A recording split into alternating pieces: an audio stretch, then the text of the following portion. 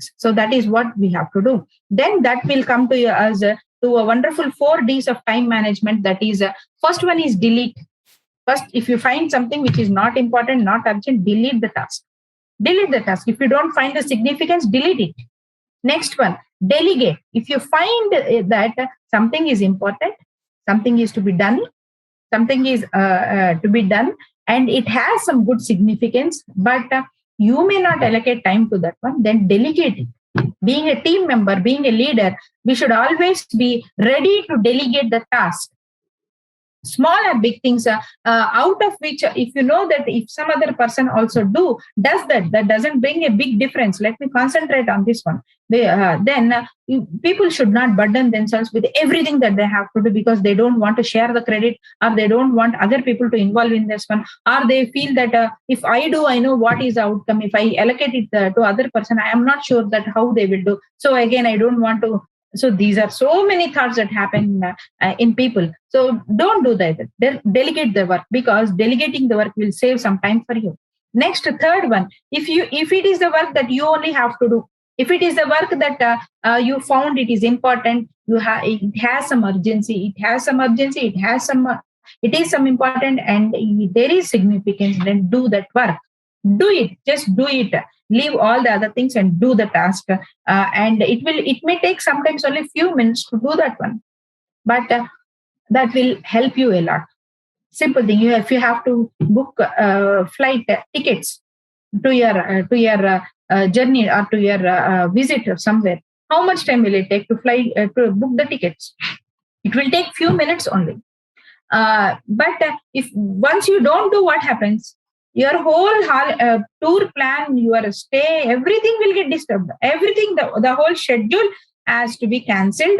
And again, you have to plan the schedule to some other time. And again, other tasks should be scheduled here. So there is a lot of misunderstanding. But if you are having a travel plan of so and so something in few days, if it is needed, what is the first thing to do is to book your flight tickets.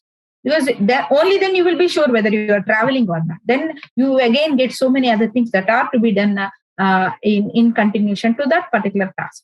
Next, fourth one is defer. What do you mean by defer? You found something which is significant, it has to be done. You found something which is important, yes, it is to be done, but it is not urgent now itself to do. If it is not significant at all, anyway you will delete. If it is significant and it is not urgent, but it is important, then anyway you will delegate. But if you find something which is significant, which is important, but if it is not urgent, then we can give it a defer. Defer means what? Rescheduling it. So you are postponing the task or rescheduling the task to some other time because it is not very, very urgent. So that is called as when this is done repeatedly, then that is called as procrastination. If you are doing it for once, it is not procrastination, it is rescheduling. So that is why they say that procrastination is an art. Procrastination for a Purpose, that is a wonderful book written by Roy Vaden. So he only has brought this significance concept. So the credits of this three-dimensional theory of time management should definitely go to Roy Vaden. So in that book, he writes about this significance concept in the third dimension of time management. If you can get that book, take that book and read Procrastinate for a Purpose. So that says that if you have found the significance of it, you want to do it, but now because you are not able to allocate a time to it, and you also found that it is not very urgent to be done just now, but don't delete the task, don't leave the task, don't cancel the task. You allocate some other good time for that one.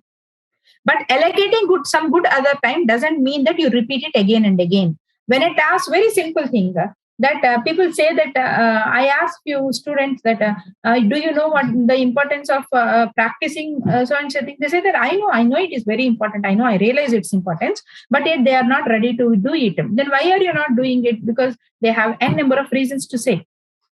then we will say that if you know its significance, once you will reschedule, second time you will reschedule, but understand that if you are rescheduling a task again and again, it means that you did not find the significance of it. So what you have to do is try to find the significance of it. Means try to convince your brain, your heart that yes, this is important for me. Many times when parents ask me that how should we make our child to do this or to do that or to make to eat it or something, then I'll say them that you don't allocate time to them. Don't give them a timetable that you do this, you do this, you do this at this time, because you think that it is important. It is very good to follow something, but unless they find an importance to that one, they will not do it. Unless they find a significance, they will not do it. So what you do is sit and talk to them, make them understand that how is this going to help them in a long run. So significance factor will help people to give that emotional permission to do the things. And that is how, if we do that, then we can manage our time very well. Now, the significance factor will help not only cognitive level, it also help in a emotional level.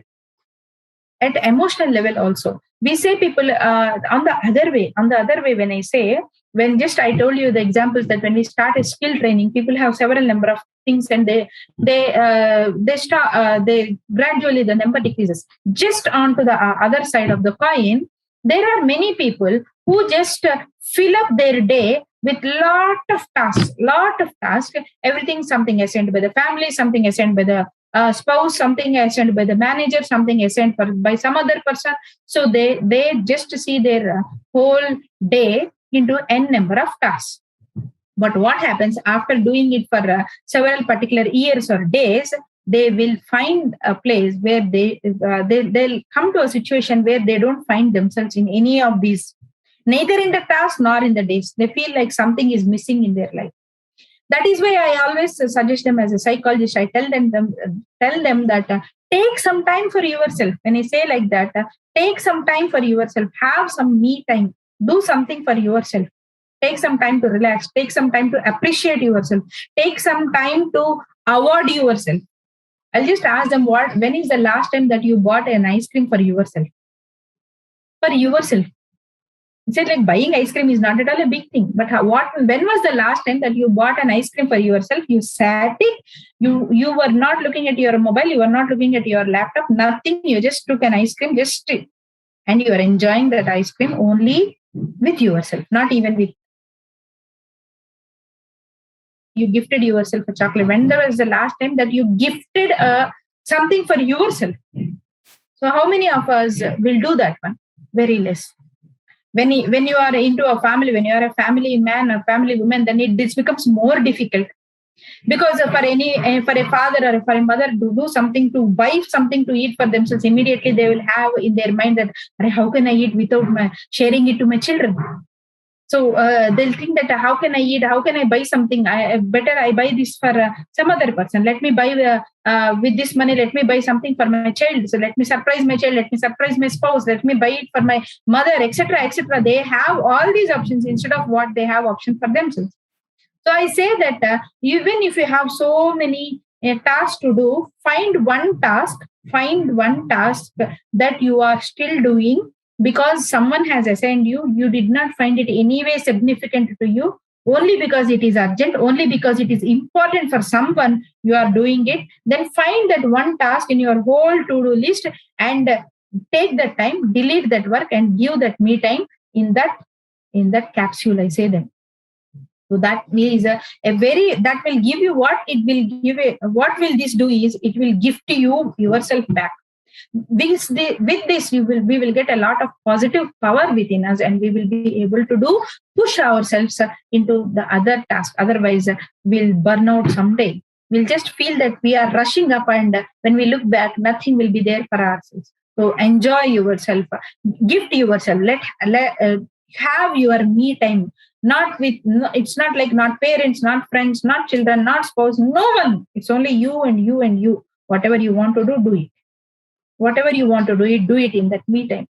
So that will psychologically help a lot. So when we say about significance, the significance factor is helpful in both the ways. Related to time management, significance factor will give you the emotional permission and help you in prioritizing when you are not able to decide something only on the basis of urgency and importance. The significance factor will help you in prioritizing your task, whereas coming to the emotional level, it will help you to gain you back.